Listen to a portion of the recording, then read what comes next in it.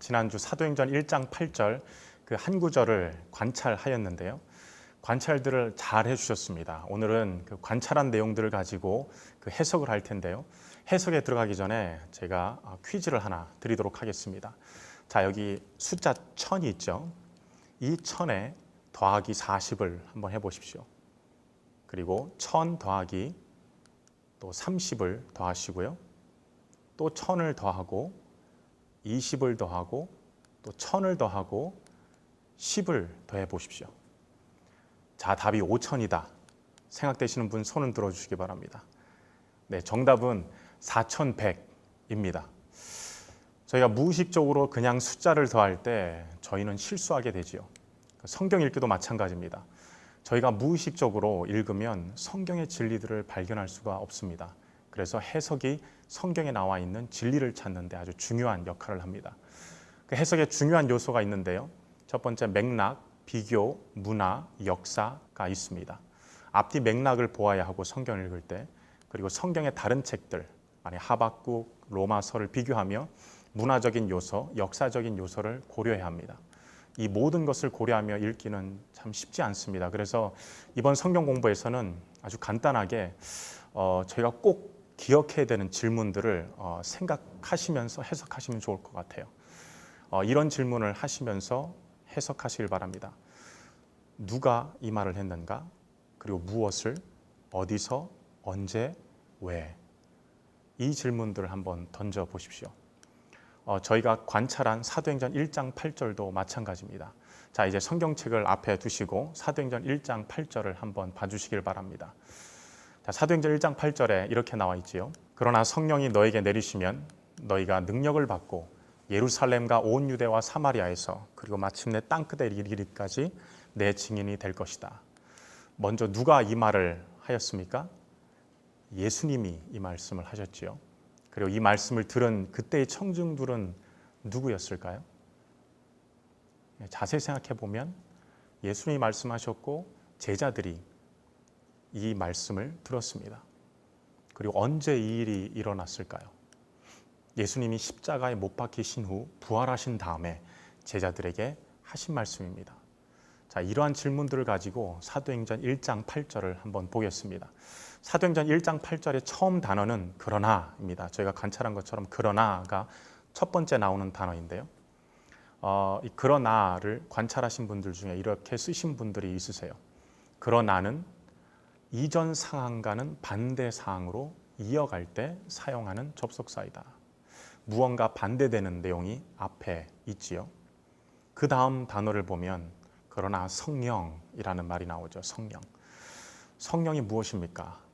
관찰한 내용들을 보면 거룩한 영, 삼위일체 하나님 중에 한 분, 그 삼위일체 중에 한 분, 그 거룩한 영이신 성령님이 제자들에게 오신다고 오늘 본문 말씀은 말합니다. 성령님이 오실 때 무슨 일이 일어나냐면 여기서 보면 성령님이 너에게 내리시면 능력을 받고 라고 말합니다. 능력. 능력이란 단어를 관찰하신 분들도 있을 거예요. 능력. 이 관찰하신 분들 중에 이렇게 쓰신 분도 있으세요. 능력에는 두 가지 종류가 있는데 영어로는 ability, 물리적으로 무엇을 할 수 있는 능력, 그리고 authority, 권위. 이 두 가지 종류의 능력이 있다. 제자들이 받은 능력은 이 둘 중에 하나의 능력입니다. 사도행전을 쭉 읽다 보면 어떠한 능력을 받았는지 저희가 알 수 있습니다. 그래서 관찰을 저희가 많이 하면 할수록 능력에도 이런 종류의 능력이 있구나라고 관찰하면 더 많은 것들이 보이죠. 그리고 자세히 보면 능력을 받는다라고 쓰여져 있습니다. 수동의 뜻을 가진 동사이죠. 능동이 아니지요. 내가 주체가 되어서 능력을 받고 주는 것이 아니고 주체는 성령님이어서 성령님이 주권적으로 능력을 주실 수 있다는 겁니다. 여러분, 그래서 기도원에서 성령 받아라, 능력 받아라 하면서 장풍을 쏘신 분들도 계시는데, 여러분 성경적으로 한번 생각해 보아야 될 것은 성경 전체적으로 우리 인간이 주체가 되어서 능력과 성령을 줄 수는 없다고 성경은 쭉 이야기하고 있어요. 그래서 여기는 수동의 동사를 쓰죠. 능력을 받는다. 자, 그 다음을 보면 이렇게 나와 있죠. 사도행전 1장 8절에 제자들이 예수님의 증인이 될 것이다 라고 나옵니다. 예수님이 증인이 될 것이다 라고 나옵니다. 영어 성경을 잠시 또 빌리면 영어 성경을 또 관찰하면 이렇게 써 있어요. You will be my witnesses. 영어를 써서 죄송하지만 영어가 어떻게 보면 더 자세하게 이렇게 표현한 부분도 있어서 제가 이렇게 씁니다. You will be my witnesses. 여기서 will을 씁니다. 여기서 will은 어떤 확증이죠. 될 것이다란 말입니다. 여기서 you may, you might, 될지도 모른다, 그 일지도 모른다 이렇게 예수님이 말씀하지 않으셨습니다. 확증의 표현으로 말씀하셨어요. 예수님의 증인이 될 것이다 라고 선포했습니다. 예수님의 증인이 될 것인데 어디서 증인이 되느냐? 처음 장소로 예루살렘이 나옵니다. 예루살렘에서 예수님의 증인이 될 것이다 라고 선포합니다. 자, 한번 이 본문 말씀을 해석해보고 또 질문을 던지면 이 이야기를 듣고 있는 제자들에게 그 제자들의 입장에서 한번 생각해 보시죠. 제자들에게 예루살렘은 어떤 장소였을까? 그러니까 저희들도 어떤 장소, 도시를 이야기할 때 추억이 있고 그 향수가 있지 않습니까? 저는 평택이라는 도시를 들으면 저희 외할아버지, 외할머니 집에서 아주 재밌게 뛰어놀았던 기억이 있습니다. 그 예수님이 제자들에게 예루살렘이란 장소를 말씀하시면서 내 증인이 될 것이다 라고 말씀하셨을 때 제자들에게 예루살렘은 어떤 장소였을까요? 예루살렘은 골고다 언덕이 있는 예수님이 십자가에 못 박혔던 곳입니다. 예수님이 예루살렘에서 십자가에 못 박혔을 때 제자들은 어떻게 했나요? 여러분, 다 도망갔습니다. 어떻게 보면 제자들에게 예루살렘은 예수님을 배반한 장소이기도 합니다. 예수님은 자신을 배반한 그곳에서 제자들에게 성령의 능력을 받고 내 증인이 될 것이다 라고 선포합니다. 제자들은 정말로 예루살렘에서 예수님의 증인이 되었을까요? 예수님이 십자가에 못 박히신 후 제자들은 자신도 예수님처럼 십자가에 못 박힐까 봐 두려워 다 다락방에서 숨었습니다. 수제자인 베드로는 당신은 그리스도시요 살아계신 하나님의 아들이십니다 라고 선포했던 사람입니다. 다른 사람들은 다 배신하여도 저는 그렇게 하지 않겠습니다 라고 선포했던 베드로가 예루살렘 골고다 언덕에서 예수님을 외면하고 배신합니다. 그랬던 그가 예수님이 말한 것처럼 예수님의 증인이 되고 완전히 바뀝니다. 로마 군병과 대제사장들이 무서워 어두운 다락방에서 덜덜 떨던 베드로가 사도행전 4장 5절에서 8절을 보면 아주 당당하게 대제사장과 수많은 로마 군병 앞에 섭니다. 그리고 이렇게 당당하게 말합니다. 저는 이것이 성령님이 주시는 능력이라고 생각합니다. 우리 10절을 보면 이렇게 선포하고 있어요.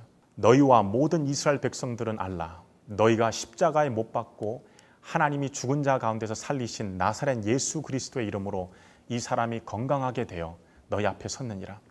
이 예수는 너희 건축자들의 버린 돌로 집 모퉁이의 머릿돌이 되었느니라.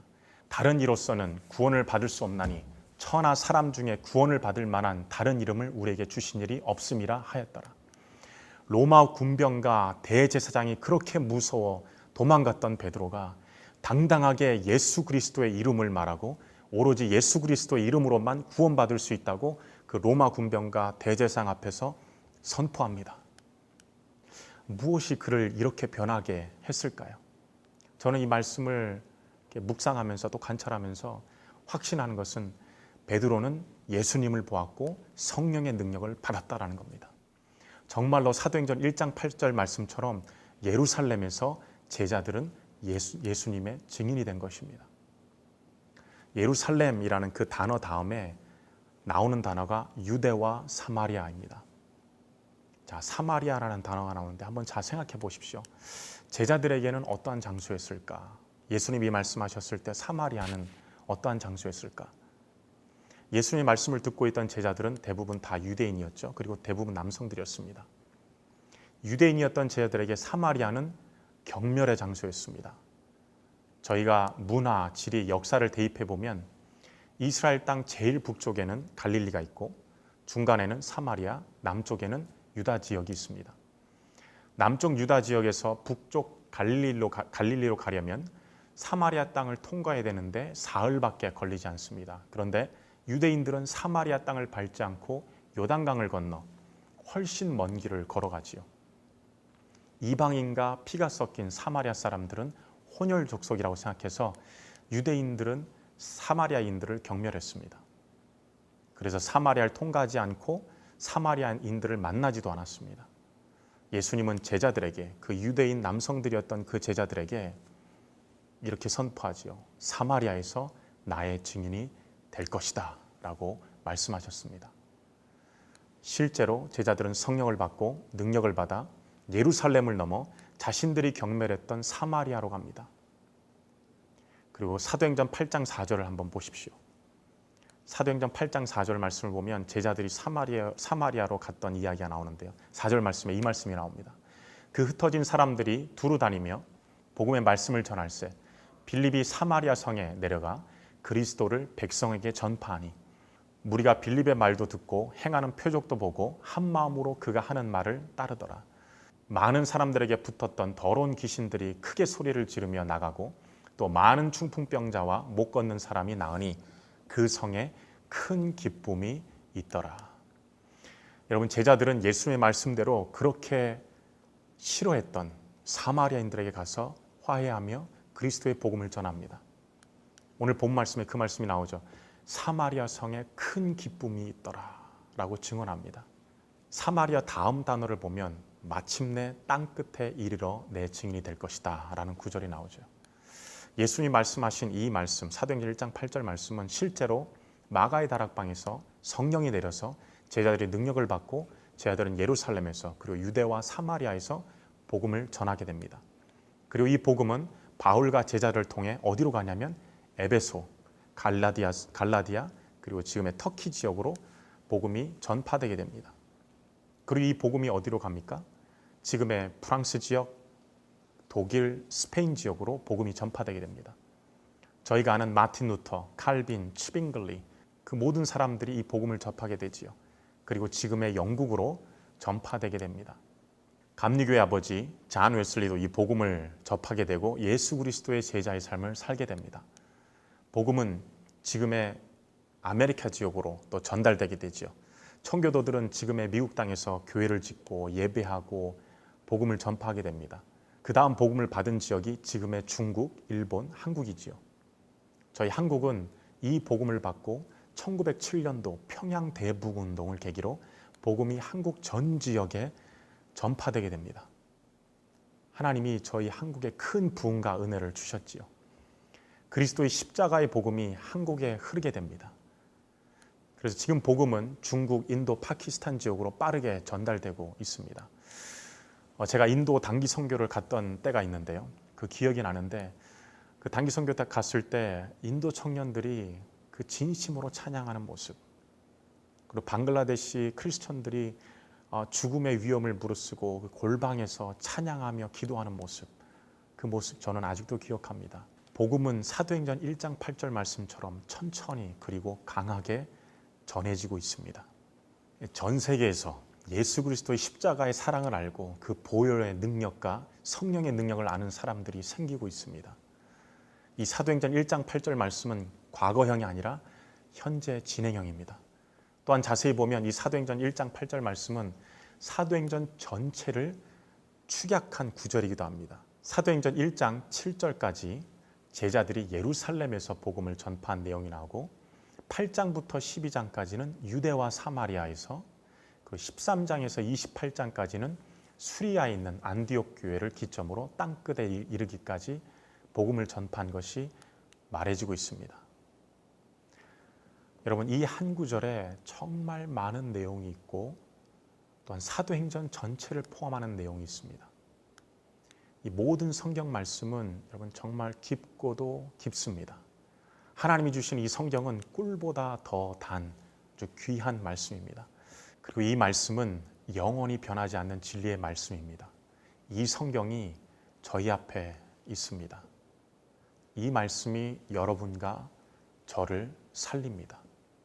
하나님이 저에게 준 이 선하신 계획과 목표가 여기에 있습니다. 자, 저희가 말씀을 관찰하고 이제 해석했다면 이제 적용을 해야 합니다. 사도행전 1장 8절을 저희가 읽고 연구했다면 이제 내용을 생각하고 그래서라는 질문을 던져야 합니다. 그러면 나는 이제 어떻게 해야 하는가? 여러분, 사도행전 1장 8절 말씀을 관찰하고 저희가 해석하면서 생각해 봐야 될 것은 제자들의 예루살렘을 생각하며 제자들이 어두움 가운데 있었지만 성령의 능력으로 그 성령의 빛으로 나왔던 것처럼 어둠에서 나오시기를 간절히 기도드립니다. 제자들이 사마리아 사람을 경멸했지만 화해하며 복음을 전했던 것처럼 여러분 혹시 경멸하는 대상이 있습니까? 화해하며 기쁜 소식을 나누시길 바랍니다. 그 성에 기쁨이 가득하더라 라는 말씀처럼 저희가 화해하며 기쁜 소식을 전할 때 그리고 손을 내밀 때 기쁨이 가득하게 될 줄로 믿습니다. 그리고 세 번째, 땅끝에 이르기까지 복음을 전해야 된다는 내용을 저희가 보았습니다. 선교사님들이 전 세계에 있습니다. 언어와 문화가 틀리지만 복음을 전하는 선교사님들을 후원하고 복음을 전하는 사람들이 되시기를 간절히 기도드립니다. 하나님이 우리에게 주신 사명입니다. 그래서 저나 여러분은 이 말씀을 적용하며 선교해야 됩니다. 그래서 이번 한 주간 한번 생각해 보시길 바랍니다. 나에게 주신 이 복음, 나는 어떻게 땅끝까지 전할 수 있을까? 예루살렘을 생각하며 예수님의 증인이 못되게 하는 내 안의 어둠은 무엇인가? 그리고 사마리아인들과 같이 내가 경멸하는 사람은 누구인가? 나는 어떻게 해야 되는가? 나는 어떻게 복음을 전해야 되는가? 저희가 말씀을 적용하며 저희가 그리스도의 장성한 분량에 이르기를 간절히 기도합니다.